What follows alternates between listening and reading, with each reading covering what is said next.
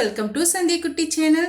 இன்றைக்கி நம்ம சந்தியா குட்டி சேனல் மூலம் பார்த்திங்களன்னா ஹோட்டல் ஸ்டைலில் செய்யக்கூடிய ரொம்பவே டேஸ்டியான கார புளிக்குழம்பு, வெண்டைக்காய் கார புளிக்குழம்பு எப்படி செய்யுதுன்ட்டு பார்க்கலாங்க. அதுக்கு பார்த்திங்களன்னா நான் வெண்டைக்காய் எடுத்து இது போல் நீல வாக்கில் கட் பண்ணிவிட்டு நல்லா வறுத்துட்டு எடுத்து வச்சுருக்கேங்க. நம்ம இதுக்கு பின்னாடி தான் நம்ம வாஷ் பண்ணி எடுத்துகிட்டு வர போகிறோம். இதுக்காக ஃபஸ்ட்டு வந்து வாஷ் பண்ணிவிட்டு கொஞ்சமாக ஆயில் சேர்த்து நம்ம வறுத்து எடுக்காமல் இந்த ப்ராசஸ் செய்கிறோன்ட்டு பார்த்திங்கன்னா இது போல் செய்யும் போது கொஞ்சம் கூட அந்த வழுவழுப்புன்றது கொஞ்சம் கூட இருக்காதுங்க. வாங்க இப்போ இந்த குழம்பு எப்படி சேர்த்துன்ட்டு பார்க்கலாம். இப்போ குழம்பு சேர்த்துக்காக கடாய் வந்து நம்ம சூடுபடுத்திக்கலாங்க. ஒரு 1.5 குழிக்கரையாரண்டுகளுக்கு நம்ம ஆயில் வந்து சேர்த்துக்கலாம்.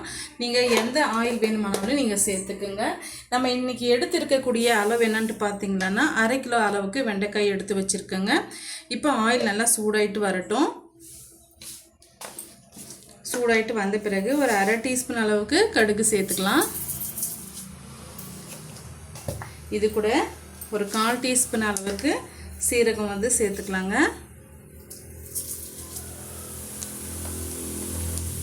இது கூடவே கொஞ்சமாக ஒரு 10 வெந்தயம் போல் சேர்த்து விட்டுக்கலாம். அதிகமாக செய்யக்கூடாது, சிறு கசப்பு தன்மை வந்துடுங்க.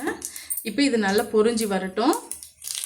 பாருங்கள், நல்லா பொரிஞ்சு வருது. இந்த ஸ்டேஜில் 2 கைப்பிடி அளவுக்கு சின்ன வெங்காயமும் 1 கைப்பிடி அளவுக்கு வெள்ளைப்பூண்டு வந்து நசுக்கி வச்சுருக்கேன், சேர்த்துக்கலாம். தாராளமாக வெங்காயமும் வெள்ளைப்பூண்டும் சேர்த்துக்கோங்க, அப்போ தான் வந்து டேஸ்ட்டு நல்லாயிருக்கும். சேர்த்துட்டு இது ஓரளவுக்கு நல்லா வதங்கி வரட்டுங்க. இப்போ கருவேப்பிலை ஆட் பண்ணிக்கலாம். இதையும் சேர்த்து நல்லா வதக்கி விட்டுக்கலாங்க. பாருங்கள், நம்ம சேர்த்துருக்கிற வெங்காயம் ஓரளவுக்கு வதங்கி வந்துடுச்சு. இந்த ஸ்டேஜில் 2 மீடியம் சைஸு தக்காளி பழம் வந்து கட் பண்ணி வச்சுருக்கேன், சேர்த்துக்கலாம். சேர்த்துட்டு இந்த தக்காளி மசிஞ்சு வர வரைக்கும் நம்ம வதக்கி விட்டுக்கலாங்க. இப்போ இந்த வெங்காயமும் தக்காளியும் நல்லா வந்து மசிஞ்சு வரதுக்காக உப்பு சேர்த்துக்கலாம். இப்போ நான் மொத்தமாகவே குழம்புக்கு தேவையான அளவுக்கு நான் உப்பு சேர்த்துக்கிறேன். நீங்கள் பார்த்துட்டு பிறகு வந்து சேர்த்துக்கோங்க, இல்லை நீங்கள் 2 முறையாகவும் நீங்கள் தனித்தனியாகவும் சேர்த்துக்கோங்க. இப்போ இது ஓரளவுக்கு வதங்கி வரட்டும். நம்ம சேர்த்துருக்க வெங்காயம், வெள்ளைப்பூண்டு, தக்காளி பழம் எல்லாமே நல்லா மசிஞ்சு வந்துடுச்சு. இந்த ஸ்டேஜில் நம்ம ஏற்கனவே வறுத்து எடுத்து வச்சுருக்க வெண்டைக்காயை சேர்த்து விட்டுக்கலாங்க. இப்போ நல்லா வந்து அலசிட்டு நான் சேர்த்துக்கிறேன். இது போல் நீங்கள் ஒரு முறை ட்ரை பண்ணி பாருங்கள், உங்களுக்கு அந்த வித்தியாசம் நல்லாவே தெரியும். எடுத்த உடனே இந்த வெண்டைக்காயை நல்லா கழுவிட்டு என்னதான் நீங்கள் தண்ணியில் தொடச்சி எடுத்தாலையுமே அந்த பிசுபிசுப்பு தன்மைன்றது கண்டிப்பாக வந்து இருக்குங்க. இது போல் நீங்கள் ட்ரை பண்ணிங்களன்னா கண்டிப்பாக அந்த வழுவழுப்பு இருக்காது. இப்போ இந்த வெண்டைக்காயும் சேர்த்து ஒரு 2-3 நிமிஷத்துக்கு நம்ம வறுத்து விட்டுக்கலாம்.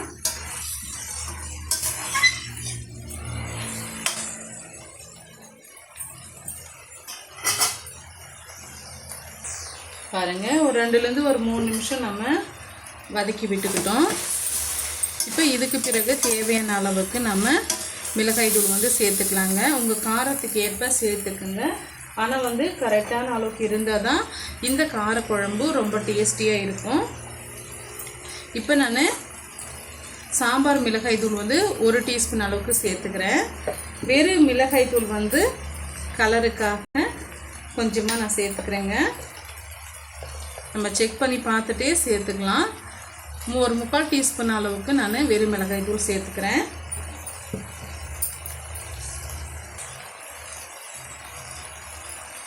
ரெண்டு டீஸ்பூன் அளவுக்கு மல்லித்தூள் வந்து சேர்த்துக்கலாம். சேர்த்துக்கிட்ட பிறகு ஒரு 2லேருந்து ஒரு 3 நிமிஷம் இந்த பச்சை வாடை போகிற வரைக்கும் நம்ம வதக்கி விட்டுக்கலாங்க. இப்போ இதுக்கு பின்னாடி சேர்க்குற இன்க்ரீடியன்ட்ஸ் தான் வந்து ரொம்பவே நமக்கு ஒரு நல்ல டேஸ்ட் கொடுக்கும். அது என்னன்னு சொல்லிட்டு வீடியோவை ஸ்கிப் பண்ணாமல் லாஸ்ட் வரைக்கும் பாருங்கள், உங்களுக்கு ரொம்பவே யூஸ்ஃபுல்லாக இருக்கும். இந்த ரெசிபி பார்த்திங்களான்னா கண்டிப்பாக சாதத்துக்கு, தோசைக்கு, முக்கியமாக சப்பாத்திக்கு ரொம்பவே அட்டகாசமாக இருக்குங்க. பாருங்கள், இந்த அளவுக்கு வதக்கி விட்ட பிறகு ஒரு 2லேருந்து ஒரு 3 டீஸ்பூன் அளவுக்கு நான் தயிர் எடுத்து வச்சுருக்கேன், சேர்த்துக்கலாம். புளிச்ச தயிராக இருந்தாலையும் பரவாயில்லைங்க. 2லேருந்து ஒரு 3 டீஸ்பூன் அளவுக்கு தயிர் சேர்த்துக்குங்க. தயிர் சேர்த்து இதையுமே இதோடு நம்ம வதக்கி விட்டுக்கலாம்.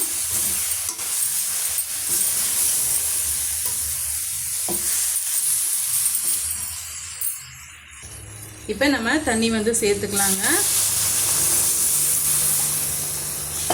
நான் ஒரு 2 டம்ளர் அளவுக்கு நான் தண்ணி சேர்த்துக்கிறேன். உங்களுக்கு குழம்பு எந்த கன்சிஸ்டன்சிக்கு வேணுமோ அந்த அளவுக்கு நீங்கள் தண்ணியை சேர்த்துக்குங்க.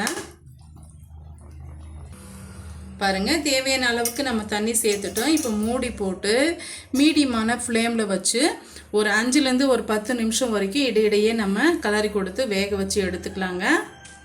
வெந்து வந்த பிறகு நம்ம பார்க்கலாம். இப்போ ஓப்பன் பண்ணி பார்க்கலாம். இப்போ நம்ம சேர்த்துருக்க குழம்புல பச்சை வாடை இல்லாமல் ஓரளவுக்கு நல்லாவே வெந்து வந்துருச்சு. இந்த ஸ்டேஜில் ஒரு பெரிய லெமன் சைஸ் அளவுக்கு புளி ஊற போட்டு வச்சுருக்கேங்க. திப்பிகள் இல்லாமல் வடிகட்டிட்டு நம்ம சேர்த்துக்கலாம்.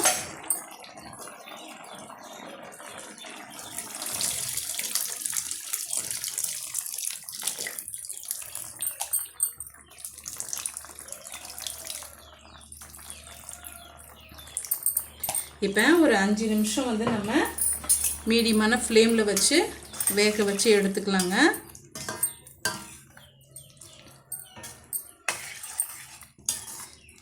இப்போ மூடி போட்டு விட்டுடலாம்.